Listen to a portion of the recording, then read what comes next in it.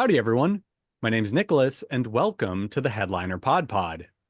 We're a show about podcasts featuring podcasts by podcasters that's hosted by people who help podcasters with their podcasting.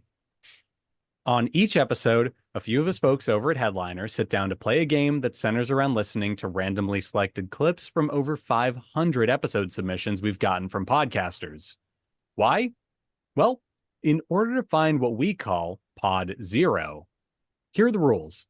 Each lucky contestant will hear a 60-second clip.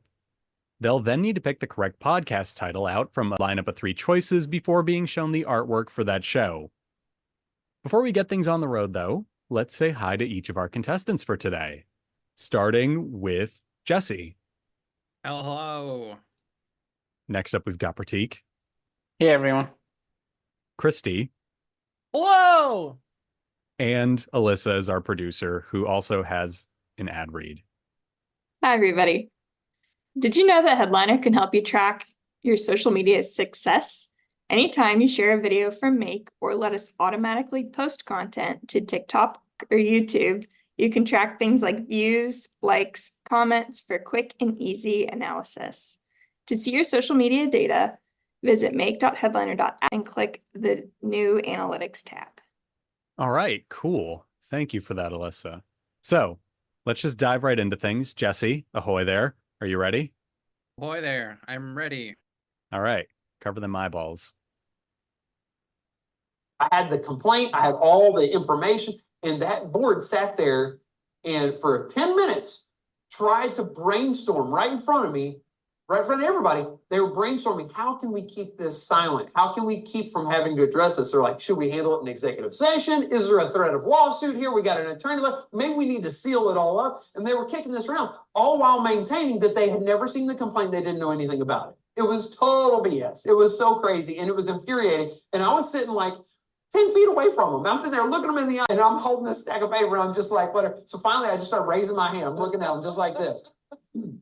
Then good guy on the board, Rich Diod, he said, you know what? Chandler's involved in this situation. His name is on the agenda because it was talking about the letter from Chandler Crouch's attorney or something. They said, so it looks like he has something to say. Chandler, what do you have to say?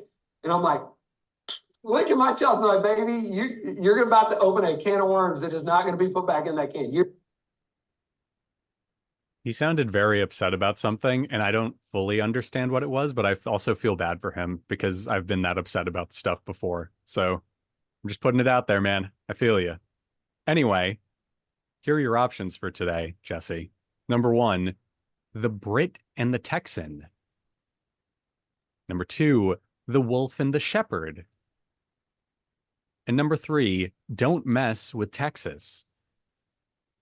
What a good motto to live by there at the Yeah, end. that's just good advice. Yeah, I feel like that's more of like just life advice than a podcast title. Although it would make a great podcast title. I'm feeling drawn to number 1, the Brit and the Texan. While I've only gotten to hear one of these 2 people speak, I'm not sure which of those 2 he would be. But I've seen enough Will Smith videos to know that entanglements are bad and he is worried about it. And so I'm going to go with number 1, the Brit and the Texan, or the Brit and Texan. All right. I like the way you hunkered down and you made the choice. It is wrong, unfortunately. The correct answer was the Wolf and the Shepherd. I do appreciate you were just like, no, it's the Brit and the Texan. I didn't hear a British voice in there, but by God, if you're saying there's a Brit somewhere, there's a Brit somewhere. So no, good on you. And it looks like the artwork for this episode is maybe the guest, or maybe that's the British person in the show that may or may not be there. Who knows?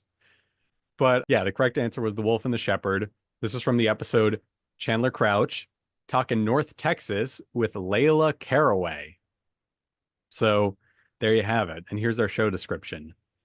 The Wolf and the Shepherd podcast features a Texan and a Brit with frequent expert guests discuss various topics, interesting conversations over topics you will not hear from mainstream media covering politics, pop culture, science, technology, society, controversy, history, comedy, music, and whatever else they find interesting. Coming from different Coming from different backgrounds, the wolf, the Brit, and the shepherd, the Texan, offers a no-hold-barred approach to all topics, keeping an open mind and giving you a laugh every now and then, keeping it fun and not boring like most podcasts out there. So according to this, the Texan is the shepherd, which I wasn't expecting. So, I don't know, for some reason, I just imagined that would be the wolf. I mean, don't mess with Texas, don't mess with the wolf. It's kind of like... Yeah, exactly. So, okay. Apparently they shepherd a lot of things in Texas. I don't know. At any rate, let's just jump over to our next contestant. Prateek, would you like to go next? Let's do it. Neat.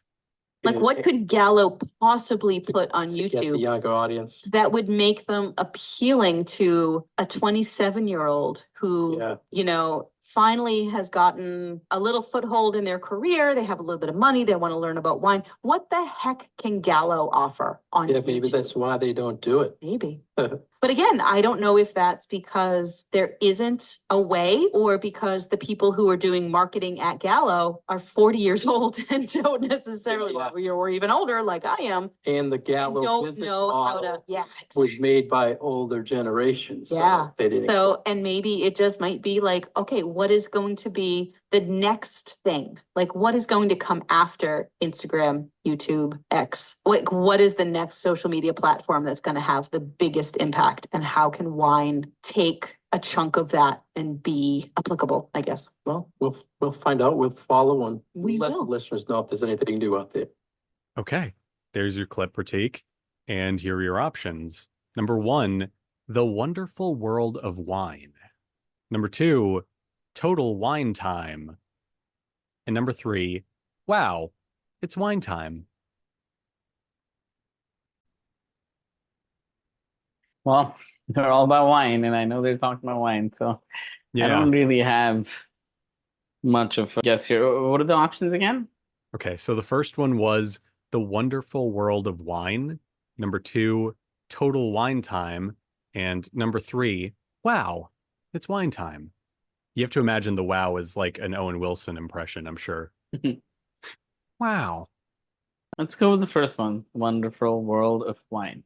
Okay, good answer. That is correct. Nice. And yeah, by the looks of it, our album art might be episode specific art. They're talking about like social media in the clip. Looks like that's an iPad with a wine website. So yeah, that's close enough. Interesting. And here's a bit about this episode. This is from the show called Hosts Mark Lindsay and Kim Simone Explore All Things Wine with You. Trends, news, education, and so much more. Oh, that's the description. I'm sorry. That makes a lot more sense. Oops. The episode this was actually from was episode 267. YouTube to attract wine drinkers, restaurant wine price updates. So yeah, it looks like they're talking about like using web to grow a wine business. Cool. Interesting. Jumping on over, Kristy, you're up next. All right, let me see if I can find something goofy to put in front of me, but I don't think I have anything new. Here, I'll just use this Game Shark. Oh, that's retro, man. What's it a Game Shark for? Is that a Mega Drive one? It says for 64. It's Okay. Yeah, just for the 64 only came out with one. Yeah. No, I couldn't. It looked like a Sega Genesis cart from where I was sitting. But at the same time, I was not aware of the struggles that other marginalized groups faced. I think ABLE was really important for me to at least be able to get out of my comfort zone and learn how to support others. And as Gaia was saying, just really learn the true meaning of empathy for other groups of people who are not like me. Yeah, especially with ABLE working on the grassroots level with the community, it will help me see that there are people out there who care and are just as passionate about the things you're fighting for, because sometimes it can feel like you're just shouting into the void, but being here and just being able to speak with people with the events we do and things like that, it's been really inspiring in order to continue. Yeah, for sure. And I think another thing is that we all started this in 9th grade. And I remember when we first started, I felt very unsure. Not any offense to all of you guys and to how we're able to come now, but yeah, I think I was very unsure of how much impact we could really make. All right. There is your clip. Okay. And here are your options. Number 1, embracing our differences. Number 2, building belonging, or number 3, changing course, authentic workplace conversations? Let's do the last one. I'm going to lock it in. Changing course, authentic workplace conversations. So sorry, that's wrong. It was building belonging. It's all right. It's okay. Yeah. Hey man, that's a good attitude to take it with. That's what I'm doing. That's the least I could do. You didn't have the Game Shark code to get the answer right. I did not. So here we go. This is a bit about the show. This was from the episode Able to Make Change at Any Age. Able being all caps, so I'm assuming that's an acronym or something. And our show description is: Building Belonging embraces authentic conversations about DEIB solutions by amplifying the most marginalized voices in the legal industry and exploring spaces others dare not. Join us at the Office for Diversity, Equity, Inclusion, and Belonging at the New York City Bar Association in building belonging in the legal industry and beyond. So there you have it.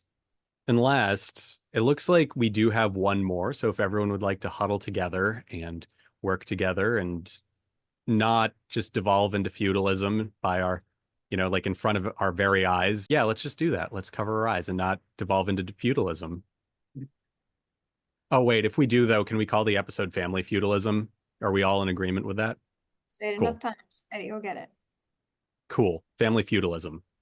So, I mean, if I think of one example, a recent example of someone with whom I'm close was moving through some health challenges, and I really wanted to be there in a specific way for them. And they didn't want me to be there in that way.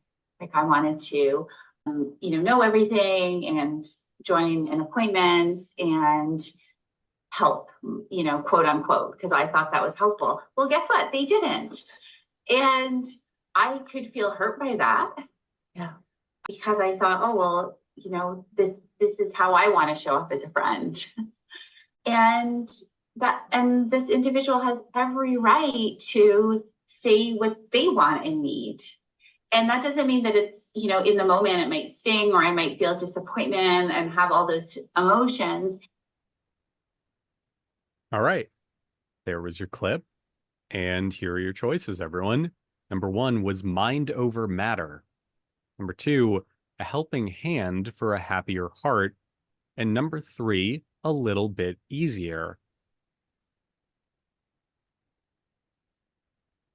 I picked something that had alliteration, and I want to pick something that doesn't, so I want to do the last one. A little bit also easier. kind of like number 3. Yeah, same here. Let's go for it. Let's go. A little bit easier. All right, so good choice from all of you. Wow, this really decidedly didn't devolve into like some kind of Family feudalism? Yeah, it didn't. I'm really disappointed by that. But yes, you are correct. It was a little bit easier. And more specifically, this was from the episode The Myth of Closure. And as you can see, the artwork is very clean and very minimal, which kind of fits, right? The show is called A Bit Easier, so minimalism. Yeah, neat. Mise en scène, whatever, buzzword.